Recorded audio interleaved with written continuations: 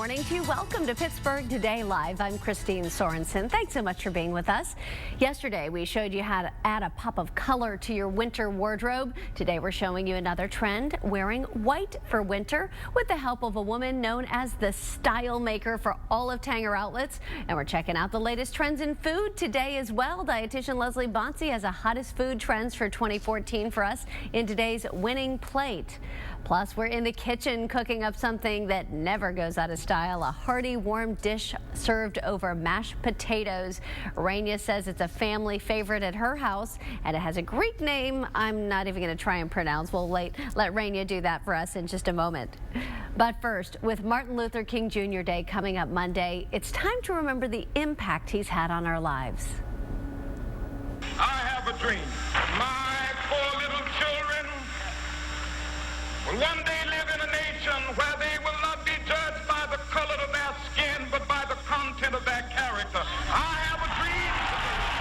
And to honor the life and legacy of Dr. King, Carnegie Mellon University created the Martin Luther King Jr. Writing Awards in an effort to bring students together to talk about race. The annual contest encourages area students to share personal experiences with race and discrimination through poetry and prose, believing that if we all hear each other's stories, barriers begin to break down.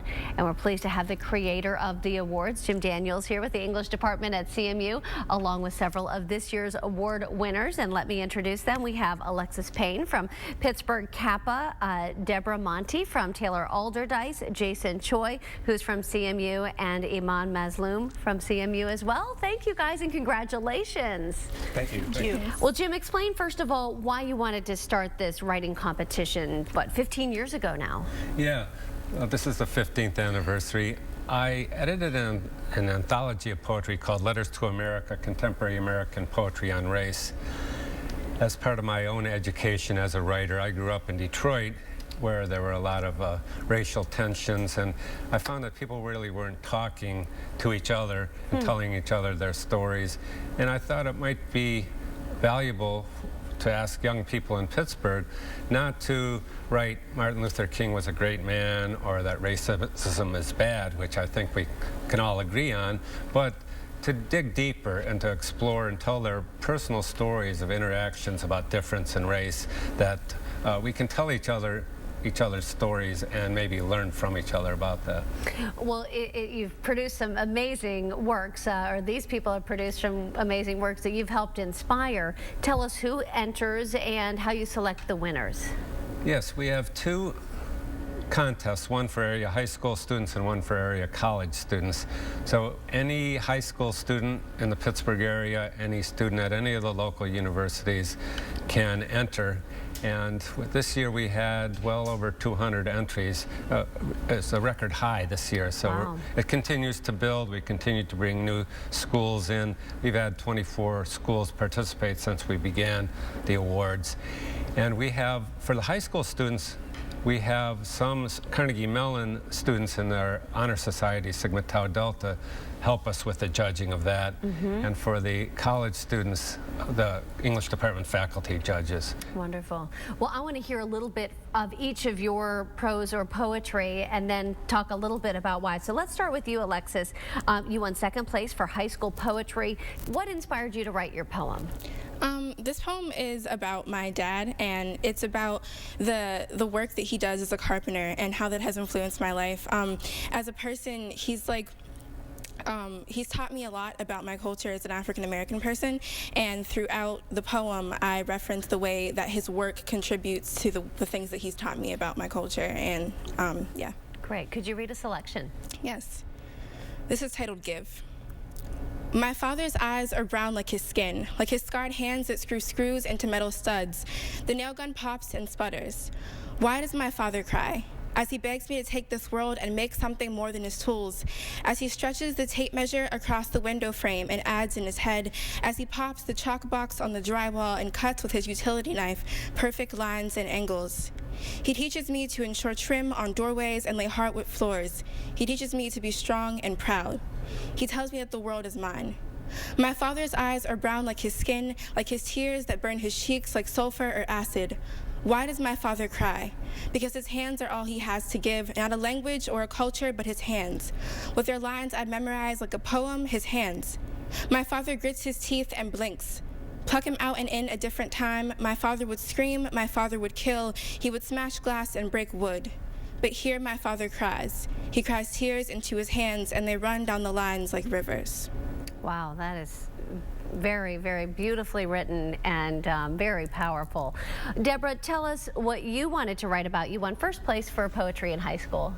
All right, so for me, race is this type of idea that I think people don't realize are multifaceted. And so when I tell people I'm Hispanic, they automatically assume, oh, you're Mexican, or oh, you're somewhere in South America. They don't dig deeper and realize that there's Hispanic people all around the world. So with this poem, I shined a light on how every Hispanic woman is supposed to be portrayed in the same exact manner because that's how the media portrays us. Interesting. All right, let's hear a part of that.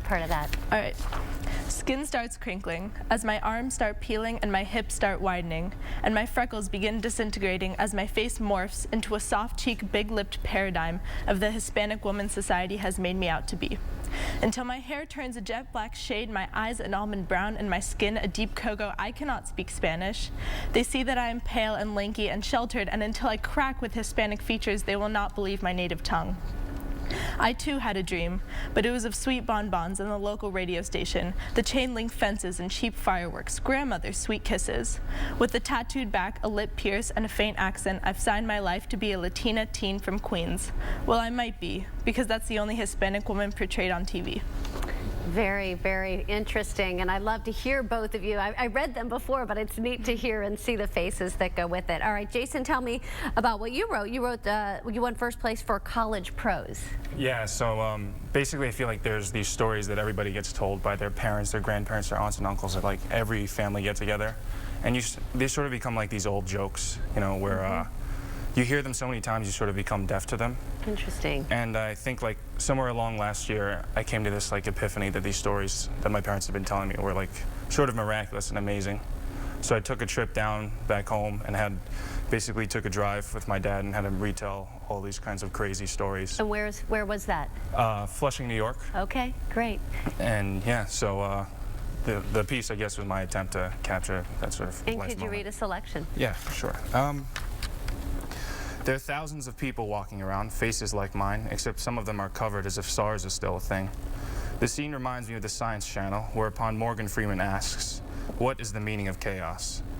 I think of the many places where people try to find the answer to this question. My own mother visited a fortune teller on top of a tall mountain recently, and he foretold my marriage to someone from my village by the turn of 30. She was rather pleased by this. I look over to my father happy and then the rearview mirror, and in that moment I realize my place, where the answer to the meaning of chaos is found. It's in this Honda Pilot, in the space between the driver's seat and the passenger seat and the back seat. My father are there, but so are my mother and sister. We are here in Flushing, New York, looking for parking. My sister's trying to get my mother to say igloo because she pronounces it igloo. She does, and although it's mean to do so, we laugh, even my father. My mother then insists she has perfect pronunciation, repeating it over and over again to vindicate herself, which makes it even more funny, so we laugh even harder. And suddenly the meaning of chaos is there in plain sight. It was once a seed called luck, and before that a speck of nothing floating in the universe. Except this seed has been growing through monsoons, the trip my father took to come to the US, Steve, the mafia guy next door, even the North Korean communists, to this moment, whereupon its leaves are beautiful and clear and vibrant as my sister's laughter.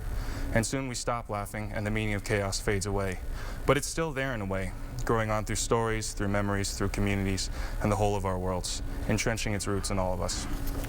Wow, I just can't wait to read more of that, but also whatever books you guys and poetry you guys are going to write more in the future. All right, Iman, I want to hear what you've written about. Sure, I wrote about connecting my experiences to that of the world when it came to people asking me who I am as a person, and I guess I'll just share a piece. Great. Whenever they see me, they ask, "Where are you from?" "No, really, you can't be just Canadian. What's your ethnic background?" I respond with the long answer. "My mom is Indian, but born in Uganda. My dad is Lebanese. So I am mixed and multiculti." "That's so cool," they reply. "I know," I smile, "but the assumption is always there." "Oh, are you Pakistani?" But it's not as bad as France, where they say you are French, but if you are black, they ask which country you are from. Then they classify you as something else. But it's not as bad as India, where you are born into a caste. They ask if you are untouchable. Then they judge your ability to be human.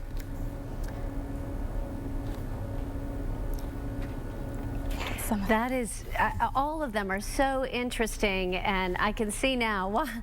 Thank you for inspiring this wonderful contest, Jim. It's really, you can see the answers, the ideas that come out are so diverse. Well, yeah, it's all about the students and their teachers who encourage them and give them the space to create these wonderful pieces. And they'll get to both read and perform these as well as have them published in a book? Right.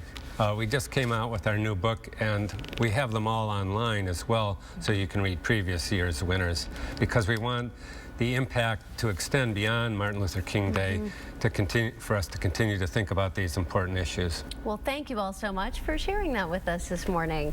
And to find out more about all the winners and to read the full selections for this year and in previous years, go to kdka.com/PTL. We have the link for you there. And you're also welcome to attend the awards ceremony to hear the winners read their pieces. That's on Martin Luther King Jr. Day in the CMU Rango's Ballroom at 12:30. And congratulations to all who took part. Up next, the hottest food trends of 2014 in today's winning plate. Plus, a check on today's local forecast with meteorologist Dennis Bowman when PTL comes right back.